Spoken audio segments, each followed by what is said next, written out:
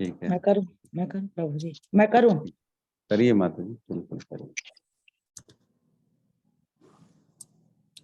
नमो विष्णुपादाय कृष्ण कृष्ण ओम ज्ञानं तिमिरान्धस्य ज्ञानं शलाकया चक्षुरुन्मीलितं येन तस्मै श्रीगुरुवे नमः।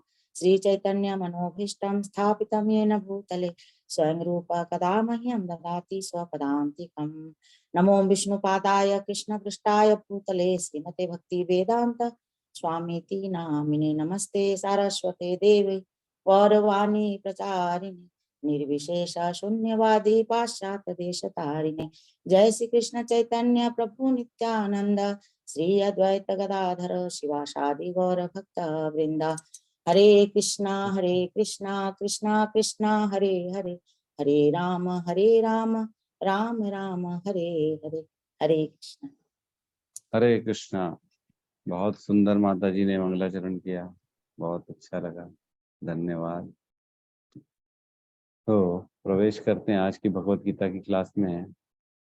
कल तक हमने पढ़ा 7.15 जो 4 प्रकार के लोग होते हैं जो दुष्कृति होते हैं, जो भगवान के शरण में नहीं जाते हैं। कौन कौन से होते हैं?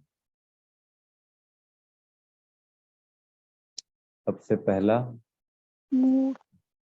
मूढ़ व्यक्ति, जो बेवकूफ है, जो मूर्ख है। बहुत सारे मूर्ख के बराबर का एक मूढ़ होता है, तो वो मूढ़ व्यक्ति होता है जिसको मालूम ही नहीं है कि क्या करना क्या है, वो शरणागति में नहीं जाता। और दूसरा, जो मनुष्यों में अधम, जिनका कोई धर्म नहीं, नराधम, जिनका धर्म नहीं है, हाँ, धर्म से विहीन है, जो वो भगवान की शरण में नहीं जाते हैं। और थर्ड, माया अपहृत ज्ञान, हाँ, जिसके माया ज्ञान ने अपहृत के ज्ञान। ज्ञान को माया ने अपहृत कर लिया है। हाँ, किडनैप कर लिया, उसके ज्ञान को अपहृत कर लिया है, मतलब अज्ञानी है वो, जो माया के इल्यूजन में बैठा हुआ है, जो सही सही चीजों को नहीं देख पा रहा है, चाहे वो कितना ही क्यों ना पढ़ा लिखा हो। इस कैटेगरी में पढ़े लिखे लोग आते हैं, साइंटिस्ट, लॉजिशियन, टीचर, और अलग अलग जो है ना दार्शनिक होते हैं, जो इकोनॉमिस्ट होते हैं, और देश के बड़े बड़े लोगों में से एक रहते हैं। ये वक्ता होते हैं, बड़े बड़े वक्ता, स्टेजों में जा रहे हैं, बोल रहे हैं, लोगों को समझा रहे हैं, लेकिन उनका माया ने ज्ञान अपहृत कर लिया है और वो सही चीजों को नहीं देख पा रहे हैं, वो गलत चीजों को देख रहे हैं। उनकी फिलॉसफी होती है वन लाइफ थ्योरी, एक ही जीवन है, और जनरली वो अपने कर्मों पे ज्यादा बेस्ड रहते हैं कि मेरे कर्म, उसी के अनुसार मेरा गंतव्य, मैं जो करूंगा, जो मेहनत करूंगा, इसलिए मैं पाऊंगा। ये सारी चीजों पे उनका फोकस रहता है। कुछ लोग होते हैं जो निराकारी भी होते हैं, जो ब्रह्म को मानते हैं और ओमकार को मानते हैं, इस तरह के लोग भी इस कैटेगरी में आते हैं। और चौथा, आसुरम भावनाश्रिता, नास्तिक लोग जो होते हैं। नास्तिक होते हैं, जो पूरी तरह से भगवान को रिजेक्ट कर देते हैं। वो बोलते हैं भगवान है ही नहीं, भगवान होता तो मुझे दुख देता क्या, भगवान होता तो इतने गरीब क्यों होते जिनको खाने को नहीं मिल रहा है, जो परेशान है, शारीरिक पीड़ा से परेशान है, मानसिक पीड़ा से परेशान है। भगवान होता तो एक ऐसा बच्चा पैदा नहीं होता जो बचपन से पागल है, उसका जीवन का क्या मतलब जिसका दिमाग ही नहीं है। तो ऐसे लोग बोलते हैं कि भगवान है ही नहीं, पूरी तरह से रिजेक्ट कर देते हैं, बोले नहीं है भगवान, जो भी होता है वो नेचर के द्वारा होता है, बस, और कुछ नहीं होता है ना। तो ये 4 लोग होते हैं जो भगवान की शरणागति स्वीकार नहीं करते हैं। अब 16वें में प्रवेश करते हैं, जिसमें भगवान के बारे में भगवान बताते हैं 4 लोग ऐसे हैं जो भगवान की शरणागति स्वीकार करते हैं। ठीक है,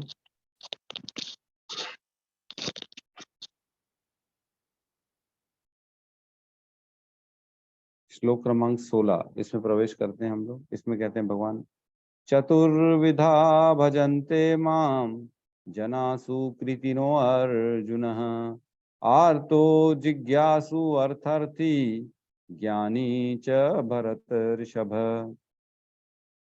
हे भरत श्रेष्ठ, 4 प्रकार के पुण्य आत्मा मेरी सेवा करते हैं, है ना।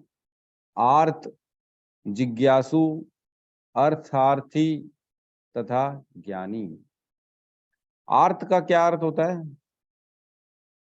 अच्छा, लिखा ही हुआ है इसमें उसने क्या मतलब, पीड़ित है ना, विपदाग्रस्त, जो विपदा में है, परेशान है, बहुत दुख झेल रहा है, शारीरिक हो चाहे मानसिक हो, हाथ पैर टूट गए हैं, बच्चा बिछड़ गया है, किसी ने गाली बक दी है, बहुत परेशान है, मानसिक प्रताड़ना मिली हुई है ना, अलग अलग तरह के रोग हो गए हैं, व्याधि हो गई है, मतलब बुढ़ापा आ चुका है, ये सारे लोग जो पीड़ित हो अपने आप से, अपने शरीर से। तो 3 प्रकार के हमने सुना जो दुर्गा माता के पास शस्त्र शूल है, जो त्रिशूल होता है, त्रिशूल। त्रिशूल क्या होता है? जिसमें 3 नोक रहती है वो होता है त्रिशूल। लेकिन वो 3 नोक से करते क्या है वो? तो वो 3 नोक से वो 3 प्रकार के दुख देती है दुर्गा मैया। क्या, कौन कौन से देती है? आदि आत्मिक, आदि दैविक और आदि भौतिक। आदि आत्मिक मतलब खुद से ही जो है ना प्रॉब्लम होना चालू हो जाएगी, अंदर से ही खुद ही खुद बीमारियां आ जाएंगी, है ना, मानसिक जो है ना प्रताड़ना रहेगी, खुद ही खुद अंदर ही अंदर उसको बीमारियों में कैंसर हो जाएगा या कुछ भी हो जाएगा, है ना। ये सारी चीजें आदि आत्मिक।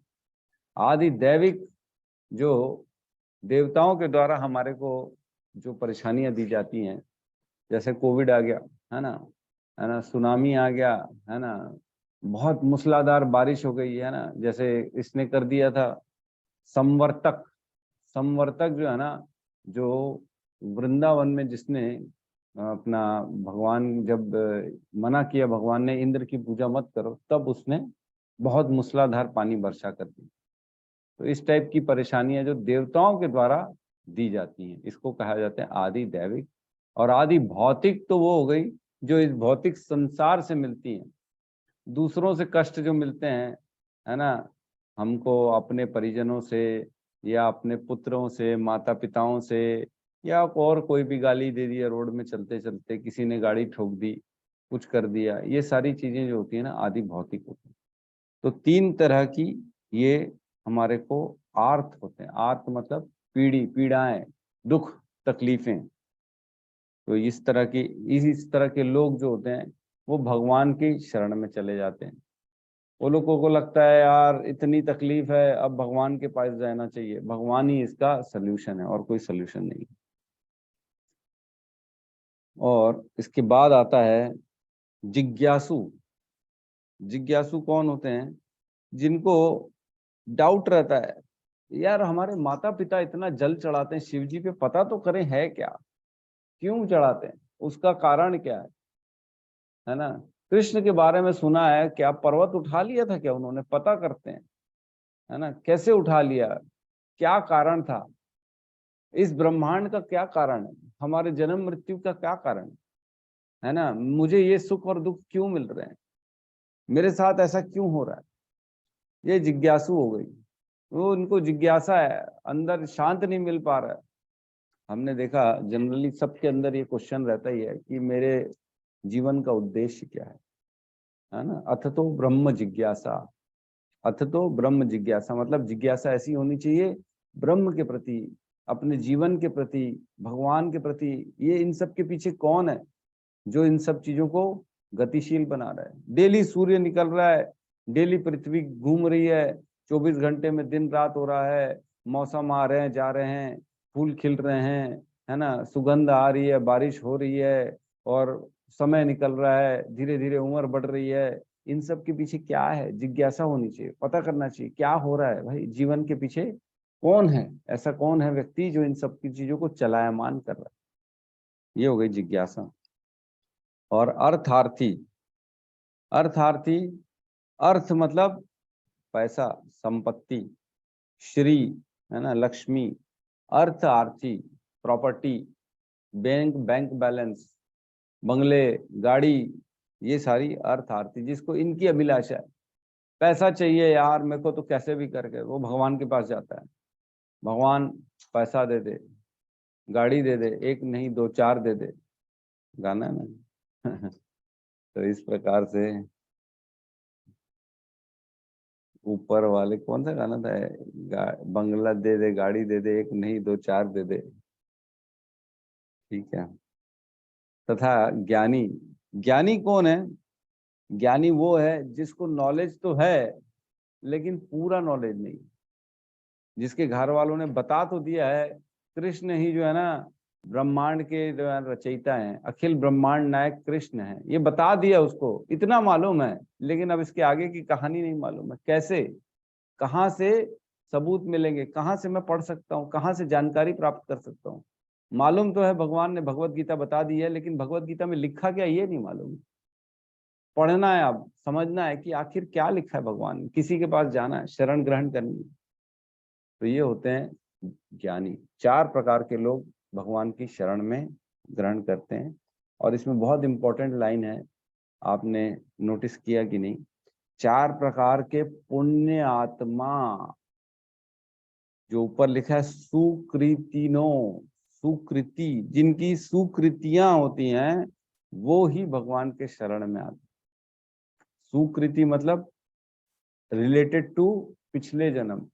अब पिछले जन्म में जाइए तब जाके ये 4 चीजें आपको मिल पाएंगी, नहीं तो नहीं मिल पाएंगी। जिसने अपने पूर्व जन्मों में अच्छे कर्म किए होंगे ना, सुकृतियां करे होंगे, तो वो पुण्य आत्मा 4 प्रकार से ऐसे ऐसे भगवान के शरण में आते हैं। अगर पुण्य किए होंगे तो भगवान, प्रकृति देखेगी नहीं इसने ना पहले भी पिछले जन्मों में भी अच्छे काम किए, वैष्णव की सेवा की थी। और एक ना मैं आपको कथा सुनाता हूँ, हाँ, पिछले जन्म के पुण्य से याद आ गया।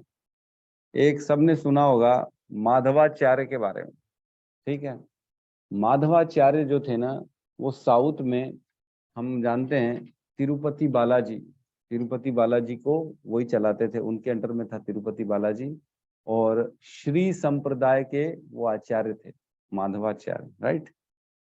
गलत तो नहीं बोल रहा हूं मैं?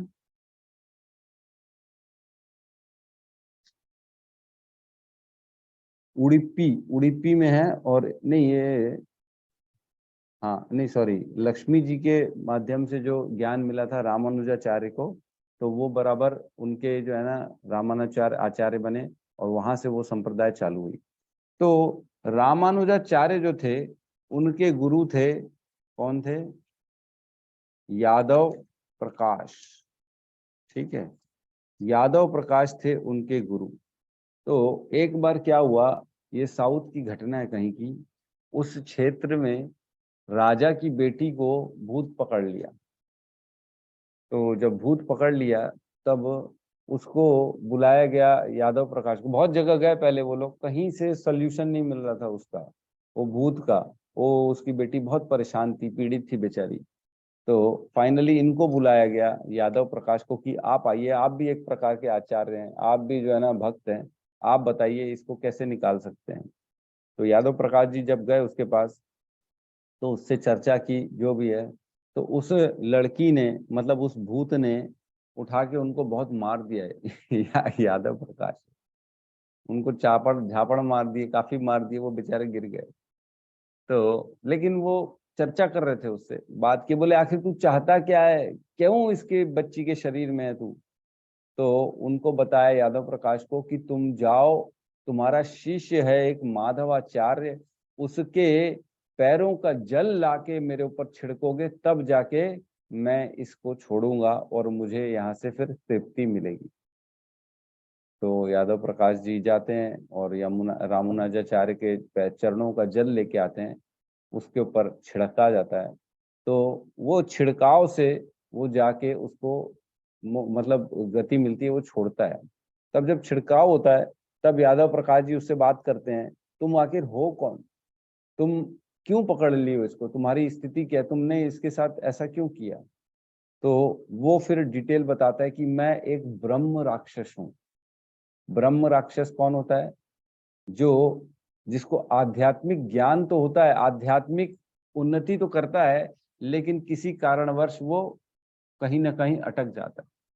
तो उससे पूछा गया क्या हो गया था डिटेल में, तो उसने बताया कि मैं जो था ना पहले एक ब्रह्म राक्षस था, और मैंने ना वैष्णवों की बहुत निंदा कर दी, मैंने वैष्णवों के साथ अपना व्यवहार अच्छा नहीं रखा था, गंदा आचरण रखा, इसलिए मेरे को ब्रह्म राक्षस की योनि मिली।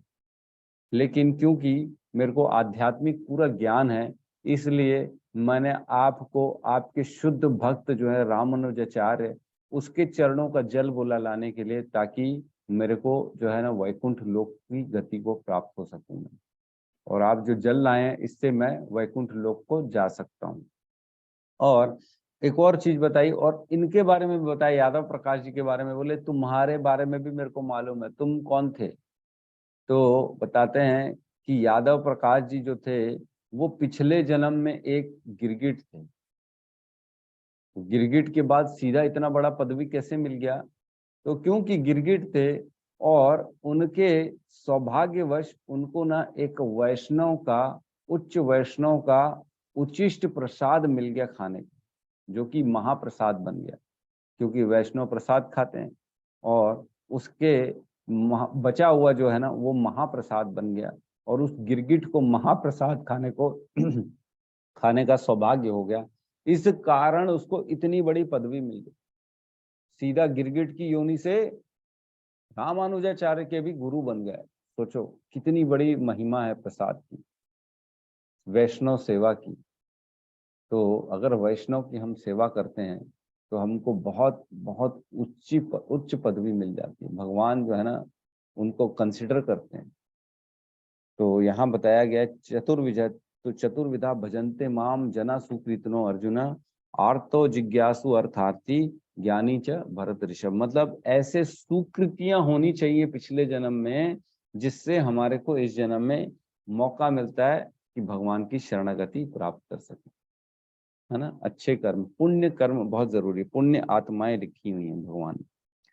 तो हम तात्पर्य में प्रवेश करते हैं। दुष्कृति की सर्वथा विपरीत ऐसे लोग हैं जो शास्त्रीय विधि विधानों के दृढ़ता से पालन करते हैं, और ये सुकृतिनः कहलाते हैं।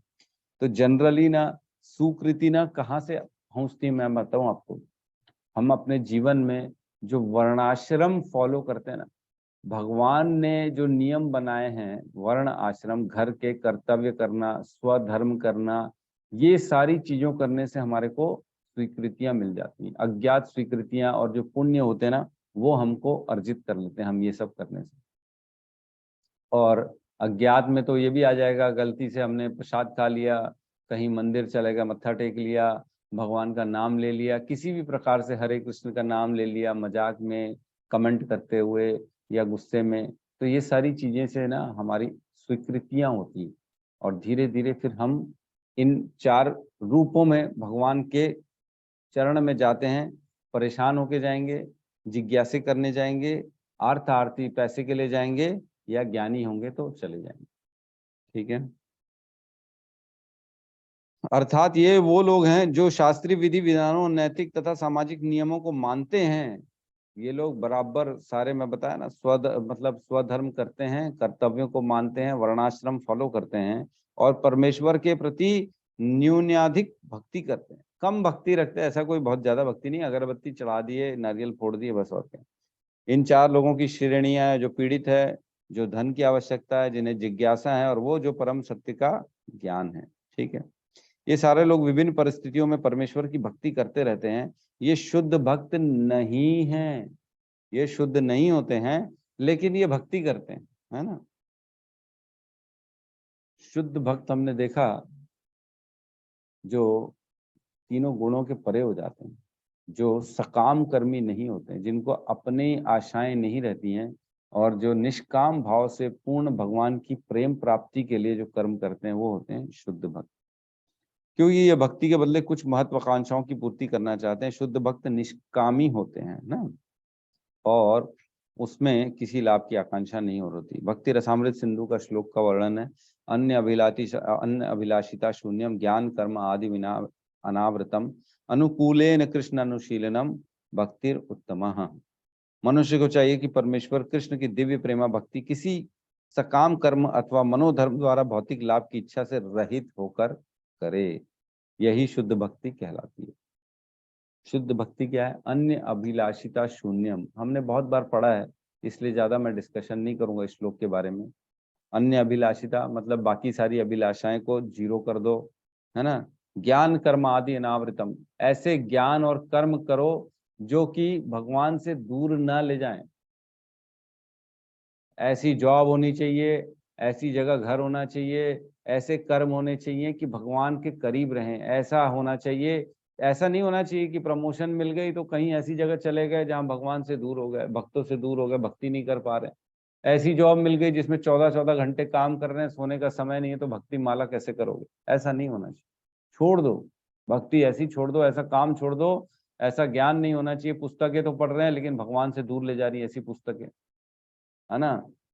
कुछ का कुछ सिखा रहे हैं, इवोल्यूशन सिखा रहे हैं, बंदर से इंसान बन गया आदमी, ये सिखा रहे पुस्तक, वो पढ़ रहा है आदमी। बंदर था, फिर धीरे धीरे उसकी जो है ना समय रहते रहते बंदर की पीठ सीधी हुई, हाथ छोटे हुए, पैर छोटे हो गए, पूंछ छोटी हो गई, है ना, सर में बाल आ गए, इस टाइप की कथाएं सुन रहे हैं। ये सब फालतू की चीजें, इसमें समय व्यर्थ नहीं करना चाहिए। अनुकूल है ना कृष्ण अनुशील, हर चीज जो कृष्ण के अनुशील है उसको स्वीकार करना चाहिए, और इसी को भक्ति कहते हैं। ठीक है, ये 4 प्रकार के लोग परमेश्वर के पास भक्ति के लिए आते हैं और शुद्ध भक्ति की संगति से पूर्णतः शुद्ध हो जाते हैं। तो ये 4 लोग भक्तों के संग में आते हैं, है ना। ये लोग आते हैं और इनको कृपा से, भगवान की कृपा से ऐसे भक्त मिलते हैं जो शुद्ध भक्त होते हैं, उनकी संगति से ये भी शुद्ध भक्ति करना स्टार्ट कर देते हैं। तो ऐसा नहीं है, ये एक्चुअल में ना ये बहुत बड़ा एक डिफरेंस है। देवी देवताओं की पूजा करना और कृष्ण की पूजा करना में ये बड़ा डिफरेंस है। जो देवी देवताओं की शरणागति जाएंगे ना, उनको जो मांगेंगे तो देवी देवता उनको बस वो दे देंगे और कुछ नहीं देंगे। आपने उपास रखा शिव जी का, है ना, शनि जी का, गणेश जी का, जो भी रखा, नवदुर्गा का उपास रखा, तो जो आपकी मनोकामना है ना वो पूर्ण होने के चांस है। अगर आपकी पुण्य होंगे तो वो हो जाएंगे। लेकिन कृष्ण की भक्ति में यही प्रॉब्लम है। अगर आपके अंदर मनोकामना है और कृष्ण से मांग रहे हो तो कृष्ण आपकी मनोकामना तो पूरी करते ही करते हैं, लेकिन आपको शुद्ध भक्तों का संग भी दे देते हैं साथ ही साथ, जिससे आपको चांस मिलता है कि आप शुद्ध भक्त बन सको। लेकिन देवी देवताओं की पूजा और उनकी आराधना में ये एक बहुत बड़ा डिफरेंस है। उनमें आप जाएंगे तो आपको सिर्फ वो फल मिलेगा और उनके प्रति आपकी दृढ़ता बढ़ती चली जाएगी, उनके प्रति आपकी श्रद्धा बढ़ेगी। बस, और मैंने तो देवी से जो मांगा मेरे को मिल गया, अब तो मैं इन्हीं की पूजा करूंगा। सही में, और कहीं नहीं जाना चाहिए, हमको इन्हीं की पूजा करनी चाहिए। लोग ऐसे बोलते, क्यों? क्योंकि आपको मिल गया, बस, इससे आगे कोई बात नहीं होती। लेकिन कृष्ण की भक्ति में आपको उद्धार होने के चांस हैं, आपको शुद्ध भक्ति मिलती है, भक्तों का संग मिलता है, ज्ञान मिलता है, जन्म मृत्यु के चक्र से छुटकारा पाने का चांस मिलता है, उसमें नहीं मिलता। ये बहुत बड़ा डिफरेंस है, क्योंकि भगवान अपने भक्तों को चाहते हैं कि वो मेरे धाम पे वापस आए। भगवान चाहते हैं ये मेरे अंश हैं, ये दोबारा मेरे वापस धाम में आए और अपनी स्थिति को समझें, परिस्थिति को समझें, है ना।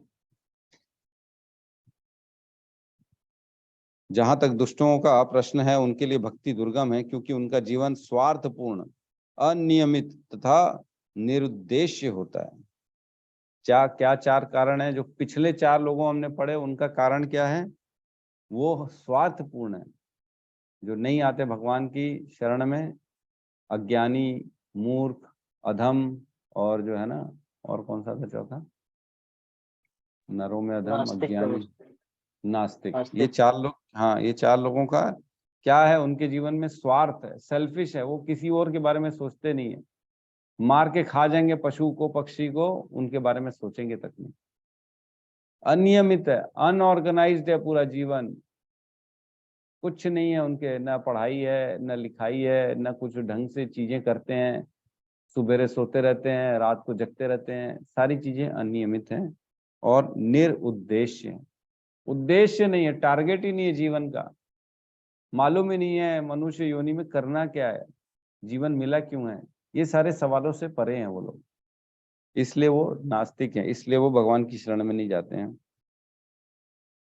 ठीक है, नेक्स्ट पैराग्राफ में कहते हैं, जो लोग सदैव सकाम कर्मों में व्यस्त रहते हैं वे संकट के समय भगवान पास आते हैं और तब वे शुद्ध भक्तों की संगति करते हैं और तथा विपत्ति में भगवान के भक्त बन जाते हैं।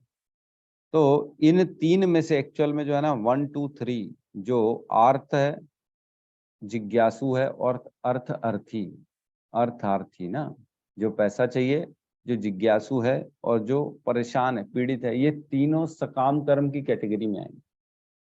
ये लोग क्यों आ रहे हैं भगवान की शरण में? क्योंकि सकाम कर्म है, वो अपने ऊपर, वो जानते कि मेरे को थोड़े तो प्रयास करना पड़ेगा, अपने ऊपर बिलीव करते हैं मैं कर्म करूंगा, भगवान की शरण में जाऊंगा, उनसे मांगूंगा, उपवास रखूंगा, जो भी करूंगा तो मेरे को इस चीजों का सोल्यूशन मिलेगा। लेकिन जो चौथा है ना ज्ञानी, वो निष्काम की कैटेगरी में आता है, क्योंकि उसको ये तो ज्ञान है कि भाई सर्व कारण कारणम, सारे कारणों का कारण कौन है? कृष्ण है, इसलिए भगवान की शरण में आते हैं। तो इस प्रकार तीन लोग जो है ना सकाम कर्मी हो जाएंगे और एक निष्काम कर्मी हो जाएगा।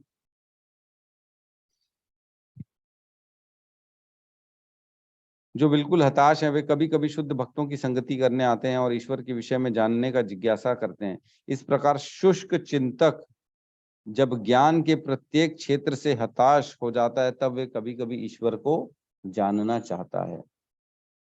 तो जो ज्ञानी है ना, इसकी दो कैटेगरी बताई गई है, एक हो गया है शुष्क ज्ञानी और एक होता है भक्त ज्ञानी।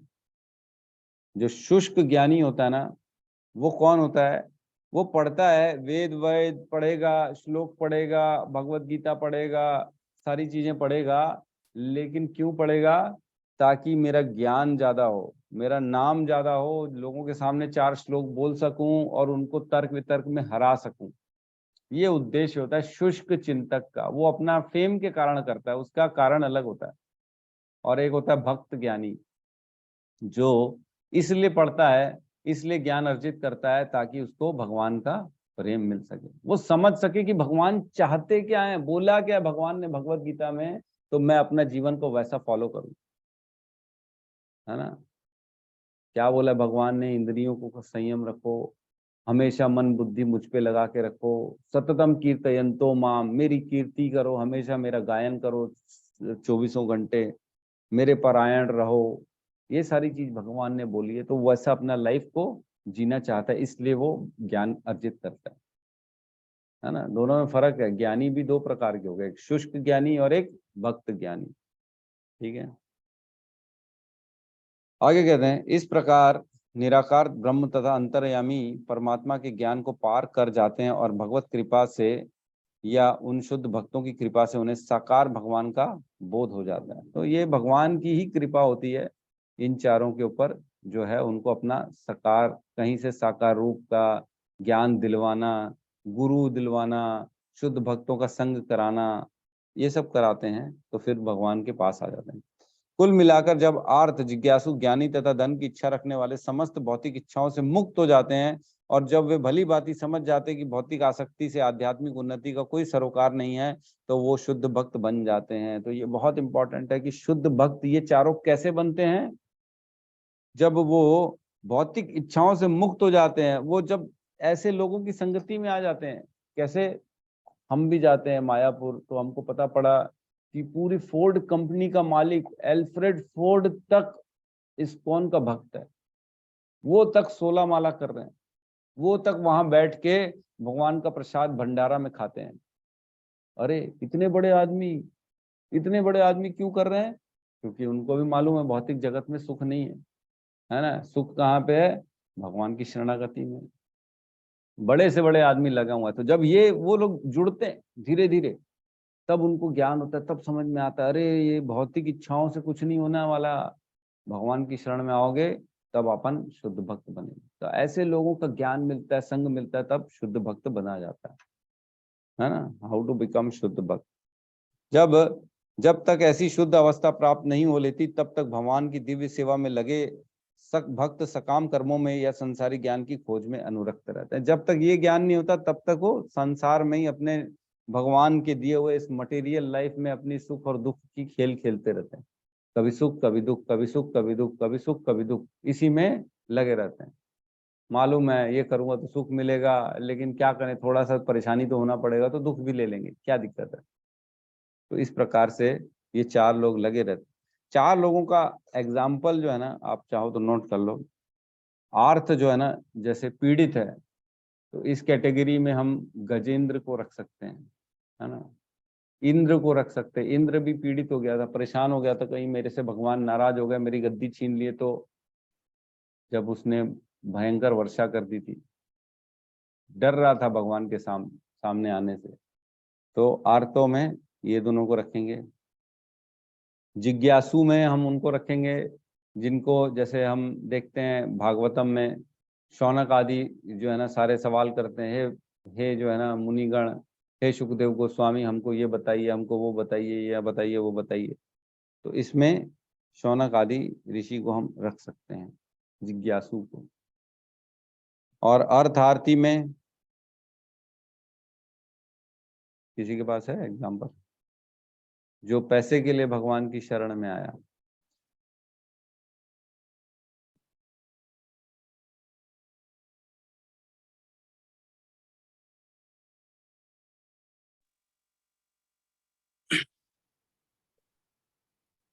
ध्रुव महाराज थे क्या प्रभु जी पहले? बिल्कुल सही कहा प्रभु जी ने, एकदम सही कहा, तालियां।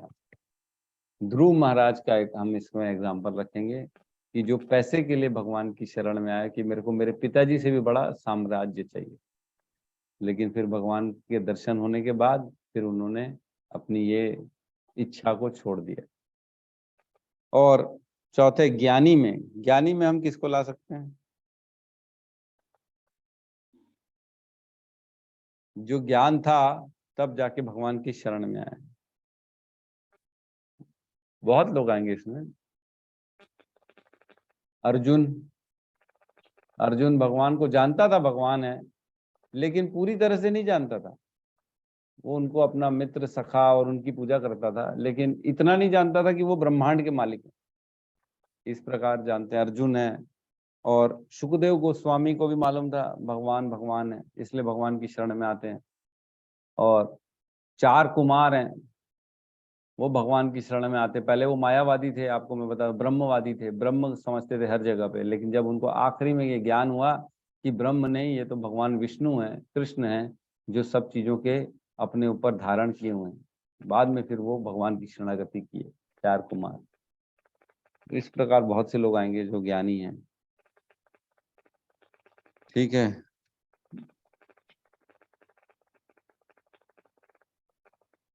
तो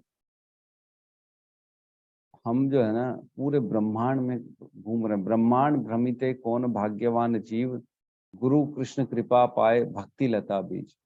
तो इन चारों के ऊपर ना कृपा तो हो रही है गुरु की, कृष्ण की, और उनको भक्ति का एक बीज भी मिल रहा है। तो क्या होता है, जैसे हमारी सुकृतियां होती है ना, तो देखो सुकृतियां हुई, सपोज करो, और उस सुकृति के बेस में हमारे को शुद्ध भक्त का संग मिलता है।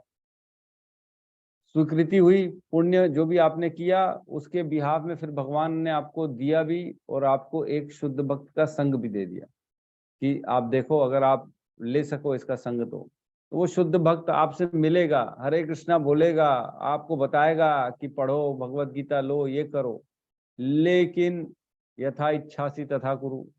अगर आपने उनकी अपनी स्वीकृति वाले जो आपको बीज मिला उसको आपने स्वीकार नहीं किया और उसको प्रॉपर पोषण नहीं दिया, तो वो बीज चला जाएगा आपके जीवन से। तो इस प्रकार कहते हैं ना, अच्छा काम जो होता है ना जीवन में, वो जैसे ही आपको मिलता है, आपको तुरंत उसको स्वीकार करके उसको अपने जीवन में लगा लेना चाहिए, उसको अपना लेना चाहिए। एक बार अगर निकल गया ना, भक्ति निकल गई तो दोबारा नहीं आती, बहुत मुश्किल से आती भक्ति जीवन में। तो भक्ति को ना बहुत डेलिकेट, जैसे कांच को, डायमंड को हम संभाल के रखते हैं ना, वैसे भक्ति को बड़ा संभाल के रखना चाहिए जीवन में। कभी भी किसी वैष्णव की निंदा नहीं करनी चाहिए, कुछ भी हो जाए वैष्णवों को आदर करना चाहिए, है ना। जीव दया, नाम रुचि, और क्या है तीसरा? वैष्णव सेवा, राइट। तो 3 जो है ना वैष्णव के गुण है। आप कभी भी किसी की निंदा मत करो, जीवों पे दया रखो, नाम में रुचि रखो, भगवान के ऊपर आसक्त रहो, भगवान के ऊपर अपने आप को पूर्ण रूप से उनके ऊपर छोड़ दो। भैया वो जाने, मैं क्या कर सकता हूँ, मेरे पास तो कुछ है नहीं करने के लिए, जो कराएंगे कृष्ण कराएंगे। तो इस प्रकार हम जो है ना, इसका एक और श्लोक का रेफरेंस है 9.32, एक बार खोलेंगे 9.32।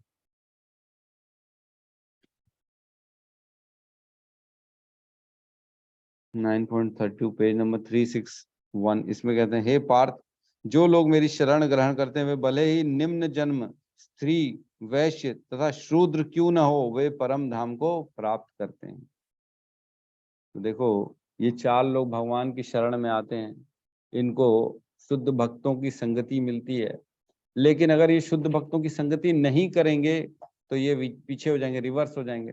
और अगर ये संगति करके शुद्ध भक्ति हासिल कर लेंगे तो वे मेरे परम धाम को प्राप्त होते हैं। मतलब इसका नेक्स्ट स्टेज ये है, जो 4 लोग हैं वे भले ही निम्न जन्म क्यों ना हो, वो भले स्त्री हो शूद्र हो क्यों ना, कोई भी जाति पाति का उससे कोई फर्क नहीं पड़ता, लेकिन अगर उसने बीज को लिया भक्ति का, शुद्ध भक्ति अपने जीवन में डाली, शुद्ध भक्त बना, तो वो परफेक्टली मेरे धाम में पहुंचेगा। इसमें कोई किंतु परंतु नहीं है।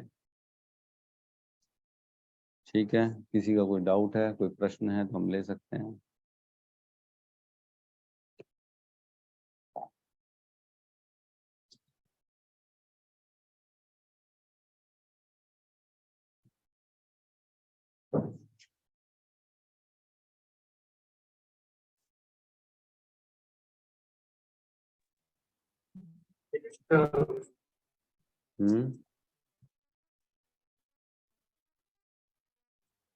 एक श्लोक आ रहा है। यस गौतम प्रभु कुछ कह रहे हैं, बताइए।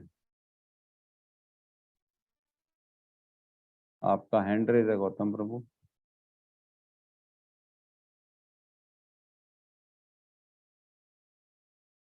ठीक है, एक श्लोक आता है भक्ति रसामृत सिंधु का 1.2.4। इसमें कहते हैं, ये केन प्रकारेण मनः कृष्ण निवेशयते सर्वे विधि निषेधा स्मरते स्मरते स्मरेत यारेव किंकरः, है ना। जिस किसी भी प्रकार से हो सके व्यक्ति को कृष्ण पर मन स्थिर करना चाहिए। शास्त्रों में वर्णित सभी विधान इसी तत्व के सेवक हैं। सारे शास्त्रों का कुल मिला के निचोड़ यही निकलता है कि कृष्ण की शरण में जाओ। येन केन प्रकारेण मनः कृष्णे निवेशयते, येन केन प्रकार, कैसे भी करके, कोई भी प्रकार से हो, किसी भी परिस्थिति में हो, किसी भी स्थिति में हो, परेशान हो, घर में हो, बाहर हो, मॉल में हो, पिक्चर में हो, या अपने रिश्तेदारों के साथ हो, दोस्तों के साथ हो, हर प्रकार से मन को कृष्ण में लगाना चाहिए। मन को कृष्ण में लगाने का प्रयास करना चाहिए हर परिस्थिति में। बाहर घूमने जा रहे हैं तो वादी देख के भगवान की याद आनी चाहिए। पानी पीते समय जल का बताना चाहिए कि भगवान जल का स्वाद है, कहते हैं भाई भगवान ने कहा है मैं जल का स्वाद हूँ। कोई टैलेंटेड आदमी दिख गया तो उसको भी देख के, अरे ये तो कृष्ण की कृपा से टैलेंटेड है। भगवान कहते हैं बुद्धि बुद्धिमताम अस्मि तेज तेजस्वी नाम हम, मैं लोगों का तेज हूँ, बुद्धि भी मैं ही हूँ लोगों, है ना। सूर्य देख लिया तो सूर्य में भी भगवान का देखना चाहिए कि भगवान कहते हैं सूर्य का प्रकाश चंद्र का प्रकाश मैं हूँ। इस प्रकार से हर कहीं कोशिश करनी चाहिए अपने आप को मन हमारा भगवान में कृष्ण में लगा रहे हर प्रकार से। ठीक है,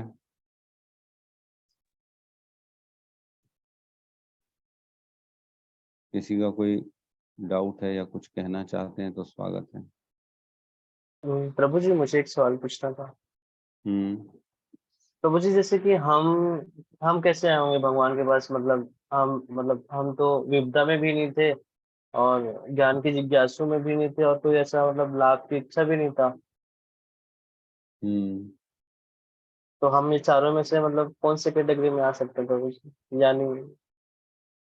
वो तो अब आपके जीवन में आप ही बता सकते हो आप कौन सी कैटेगरी में आ सकते हो, मैं कैसे बता सकता हूँ। अब आपके साथ क्या घटनाएं हुई, आप कैसे जुड़ गए, आप ये तो आप ही बता सकते हो, है ना।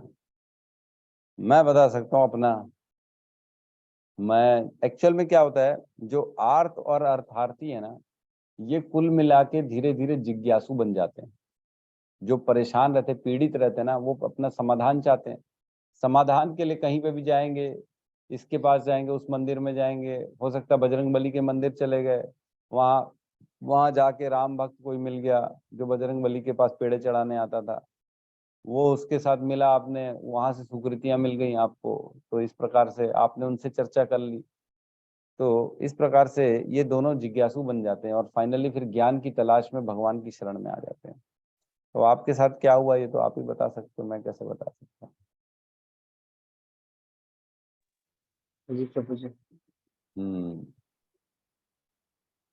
जैसे कहते हैं भैया, गुरु जी कहते हैं किसी की लात पड़ती है या किसी की बात पड़ती है तब हम भगवान की शरण में आते हैं।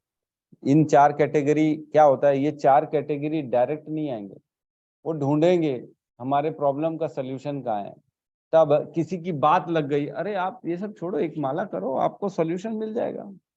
क्या होता है, और परेशान है, बहुत रोगग्रस्त है, तो आप जैसा कोई भक्त बोल दिया एक काम करो, आप एक ना डेली एक भगवान की माला करो बस, और सॉल्यूशन हो जाएगा। आपने क्या बताया उनको, उनके प्रॉब्लम का सल्यूशन दिया आपने। आपने ये नहीं बोला कि भक्त बनो, कृष्ण की पूजा करो, आपने कुछ नहीं बोला। आपने बोला तेरी तकलीफ, तेरे दर्द का सल्यूशन एक माला है बस। तो आपने उसको माला दी, उसने एक एक माला चैंटिंग चालू कर दी, तो धीरे धीरे धीरे ऑटोमेटिकली वो भगवान की शरण में पहुंच जाएगा। इसी प्रकार मेरा एक मित्र है ना, उसका ना थोड़ा लॉस ज्यादा हो गया अभी बिजनेस में, तो मैंने बोला उसको तू कुछ नहीं कर, सिर्फ माला कर। 2 माला से उसने स्टार्ट किया और आज 5 माला तक पहुंच गया है। 2 माला करता था, मैंने कहा बिजनेस में सारा तेरा प्रॉफिट हो जाएगा, जो जो नुकसान है वो भी सब ठीक हो जाएगा, तू बस माला करते रहो। तो बड़ा खुश है अब, माला करता है। तो वो तो पैसे के लिए माला किया ना, उसने भगवान की शरणागति के लिए नहीं किया, लेकिन पैसे के लिए माला किया। और माला करते करते धीरे धीरे अब बन जाएगा। जब भक्त बनना होगा तब भगवान की स्वीकृतियां अर्जित करेगा, धीरे धीरे चेतो दर्पण मार्जन होगा उसका, माला करते करते करते करते, और भगवान की शरण मिल जाएगी उसको धीरे धीरे, जब मिलेगी तब मिलेगी। तो इस प्रकार ये डायरेक्टली नहीं आते हैं, इनडायरेक्टली आते हैं, किसी के माध्यम से आते हैं। ठीक है, समझ में आ रहा है प्रभु जी? जी प्रभु जी। आप अपनी कारण से जाते हो, फिर जैसे आपको धीरे धीरे फिर भगवान की तरफ शुद्ध भक्त डाइवर्ट कर देता है।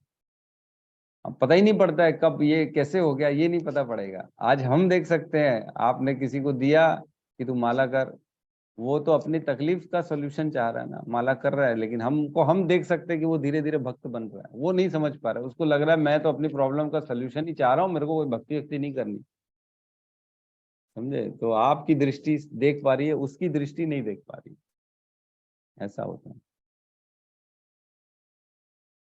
ठीक है, और किसी का कोई सवाल हो, कोई अपनी रियलाइजेशन हो तो शेयर कर सकते हैं। हरे कृष्ण प्रभु जी, धन्यवाद, प्रणाम।